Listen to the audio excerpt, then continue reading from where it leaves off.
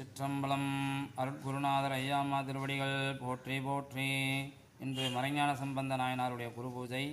இவர் சந்தானக்குறவரில் மூன்றாவதாக உள்ளவர்.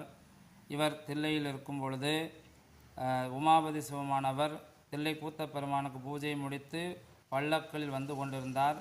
அந்த சமயத்தில் மறைஞான சம்பந்தர் பட்டக்கட்டையில் பகல் குருடு போகுது என்று சொன்னார்.